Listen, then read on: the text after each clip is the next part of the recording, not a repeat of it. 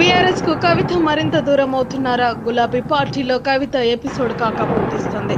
కాళేశ్వరం విచారణ సందర్భంగా ఎర్రవెల్లి వ్యవసాయ క్షేత్రంలో ప్రత్యక్షమైన కల్వకుంట్ల కవిత అంత దూరం వెళ్లి ఆమె కేసీఆర్ కు దూరంగానే ఉన్నట్టు తెలుస్తోంది అంటున్నారు బీఆర్ఎస్ నేతలు. మరోవైపు కాళేశ్వరం కమిషన్ విచారణ నిర్వహిస్తూ ఇందిరా పార్కులో ధర్నా నిర్వహించిన కవిత విచారణ రోజు మాత్రం సైలెంట్ గా ఉన్నారు.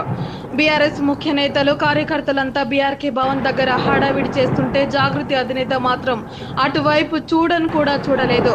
దీంతో ఫుల్ క్లారిటీ వచ్చేసింది. బీఆర్ఎస్ కు జాగృతి మధ్య సన్నని గీత ఉందని అందరూ భావించారు. కానీ కాళేశ్వరం కమిషన్ విచారణ సాక్షిగా బీఆర్ఎస్ కు తెలంగాణ జాగృతి మధ్య ఉన్నది సన్నని గీత కాదు, పెద్ద గీతే అని తమకు అర్థమైందంటున్నారు గులాబీ నేతలు.